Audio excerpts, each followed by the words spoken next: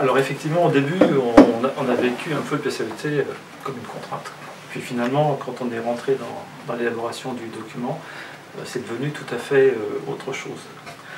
Alors une fois qu'on a dit qu'on va agir sur le climat en diminuant les émissions de gaz à effet de serre et qu'on va aussi s'adapter au changement climatique, qu'on va réduire les consommations, développer les énergies renouvelables, et que de surcroît on va améliorer la qualité de l'air, et bien tout ça, ça fait qu'on rentre dans une dynamique tout à fait positive, et surtout à travers laquelle on implique tous les acteurs du territoire, que ce soit les habitants, les entreprises, les collectivités, les associations.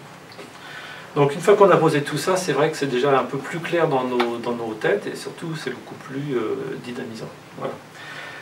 Alors, en abordant les choses avec méthode, on peut avancer assez facilement dans la mise en œuvre de ce PCAET. Et nous, à travers nos compétences qui sont l'eau, le traitement de l'eau, le traitement des déchets, le développement économique, tout de suite on a pu identifier des pistes de travail. Alors quelques exemples, par exemple réduire les déchets, finalement c'est diminuer la consommation d'énergie pour les traiter. Encourager la consommation d'eau du robinet, c'est réduire aussi la consommation d'eau en bouteille et donc réduire les déchets plastiques. Soutenir les projets de méthanisation en favorisant le raccordement de ces futures unités, c'est soutenir le monde agricole, surtout quand on a le projet de construire une station en GNV. Et donc ça réoriente aussi tout un pan de l'économie, ça offre des débouchés. Et à titre d'exemple, on gère une flotte de bennes à ordures ménagères, et donc immédiatement on s'est projeté dans la transformation du mode d'énergie de ces bennes. Et quand on pense qu'en plus ces stations de méthanisation vont procurer des revenus supplémentaires aux agriculteurs, c'est quelque chose de tout à fait positif pour le territoire et pour son développement.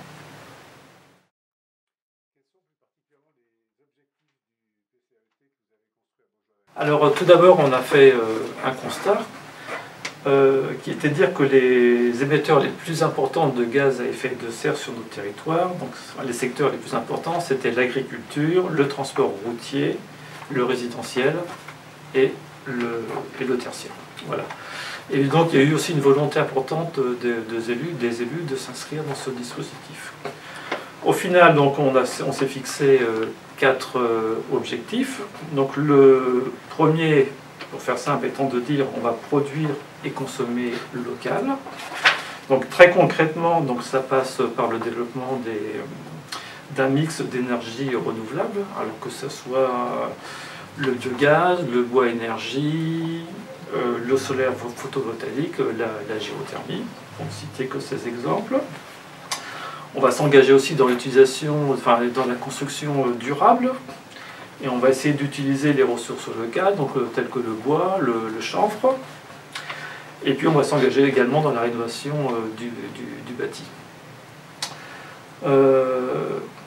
On va également inciter les habitants à des modes de production, des modes de consommation plus sobres, donc pour limiter les impacts sur l'environnement. Et puis, on va développer les circuits courts, par exemple, dans le domaine alimentaire.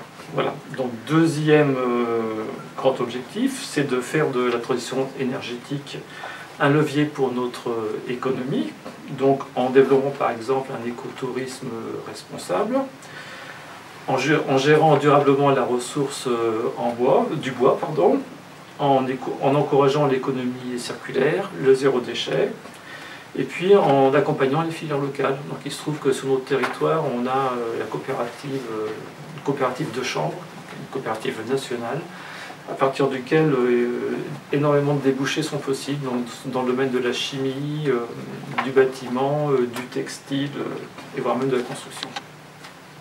Et puis troisième axe de développement, donc conforter les centres-bourgs et favoriser les déplacements doux, pour diminuer la consommation du foncier et puis aussi les déplacements motorisés.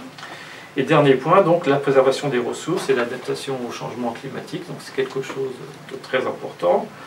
L'idée, c'est d'améliorer la gestion de la ressource en eau, qui est une ressource contrainte sur notre territoire, d'accompagner le secteur agricole, qui est aussi, qui peut être en matière de séquestration de carbone un atout important, d'anticiper les risques naturels et les changements climatiques, et puis bien sûr de préserver la biodiversité.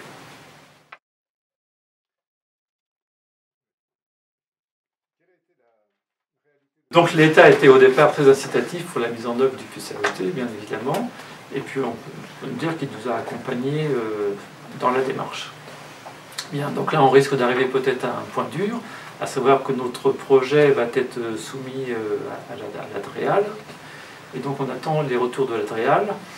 Volontairement, les élus ont fait le choix d'être assez pragmatiques, et l'objectif de réduction des gaz à effet de serre n'est pas aussi élevé que celui préconisé par l'État. Mais notre démarche est de dire, on va commencer peut-être avec des objectifs plus réduits, mais l'important pour nous c'est de les atteindre. Et puis comme un PCAET ça dure 6 ans et qu'on en remet un autre en route à la suite, on a le temps de faire évoluer nos objectifs et de mettre en place une vraie dynamique.